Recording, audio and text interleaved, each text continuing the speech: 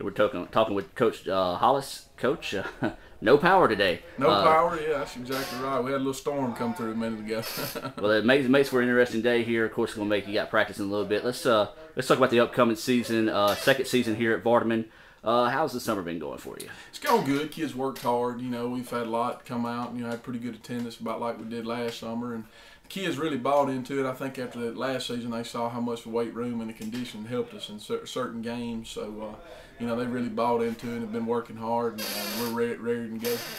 All right, let's go back. Just talk a little bit about last season. Graduation, lost Gene Ruth, Kevin Barnett. Talk about graduation and how many guys you lost and how that's going to affect the team.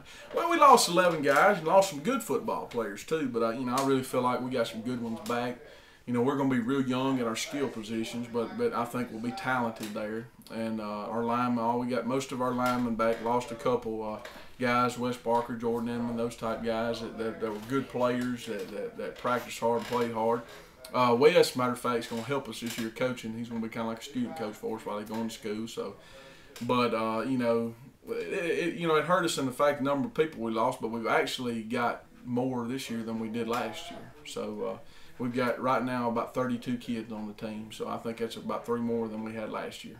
Of course, let's start with the focal point of football always is your quarterback. Yes. We talked about it during the summer. You don't replace a kid like Gene. You just hope to have somebody sort of step up and try to fill his shoes. Talk about the quarterback position. Yeah, well, like I said, Gene was just a very unique player. You know, he's one of the best ones I've been around. You know, I know we had the McFadden kid over at Amory, but you know, I feel like quarterback-wise, he was a better quarterback than him.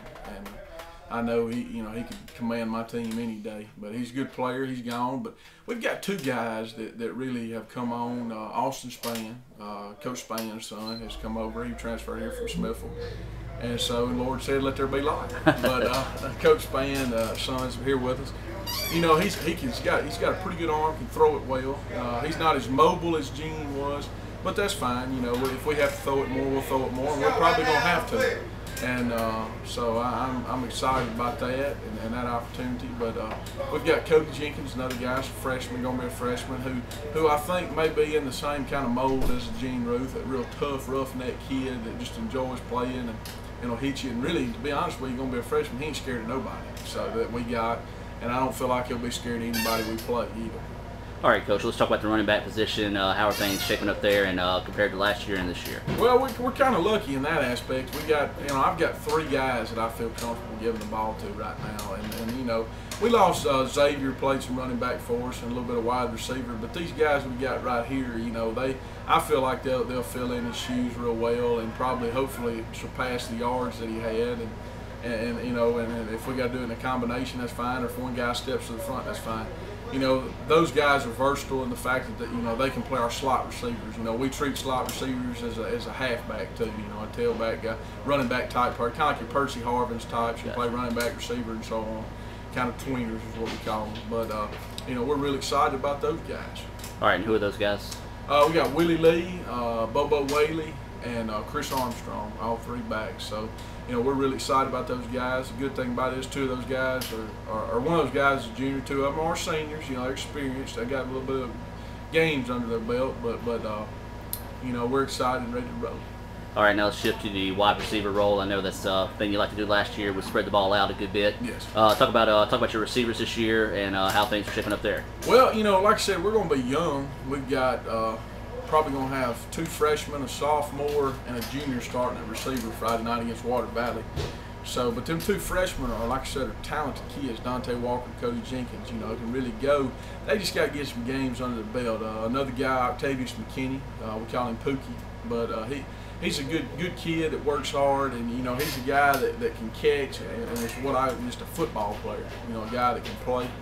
Arsenio Zalee's a guy that's got sure hands, can catch the football, and you know, he's just an elusive type guy.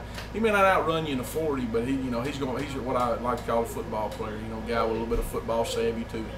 All right, now of course we've been talking about the offense. Let's shift to defense now. Talk about some of the names that sort of have been standing out there for you. Well, the number 1 name I can think of is Jeremy Pinson. I mean, when you got a guy that's 6'3", 300, can move like him.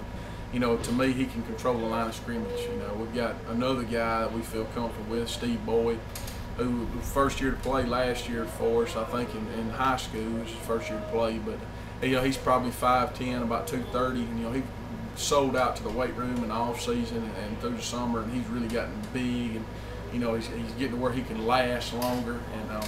And we got two or three linebackers. Another guy that's really come on over the summer now is a guy we didn't really expect to play linebackers, Gunnar Lishman.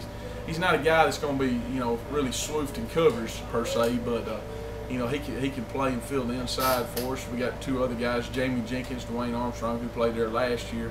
One guy's a 10th grader, one guy's 11th grader, another guy's 11th grader. So the good thing about it is we got those three guys for a couple of years. And of course, we're going to have a lot of guys going both ways. Octavius is going to play a little safety. Cody Jenkins is going to play a safety for us. We've got Arsenio Lee going to play a corner, and Dante Walker is probably going to play a corner. So like I said, we're going to be young at spots, but I feel like once we get a few games under our belt, we'll be fine. All right, let's just go over what you feel like maybe a team strength this year overall on both sides of the ball. Well, I think one thing that'll be our strength is guys just enjoy playing. They'll do whatever it takes to win, by any means necessary.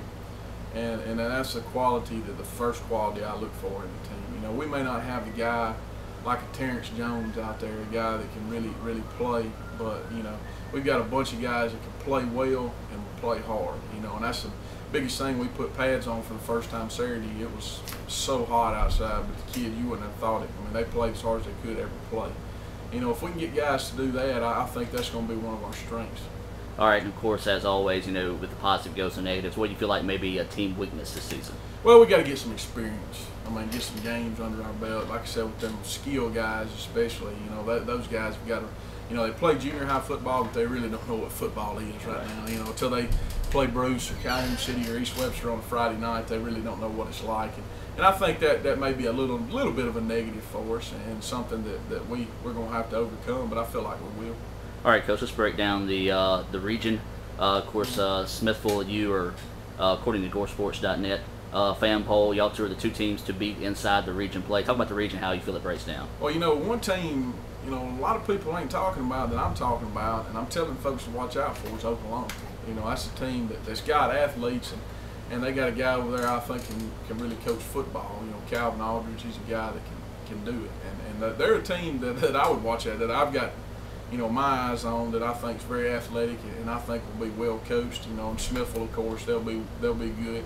Another team, kind of a dark horse team you ain't heard a lot from, but I think will be pretty good is Faulkner.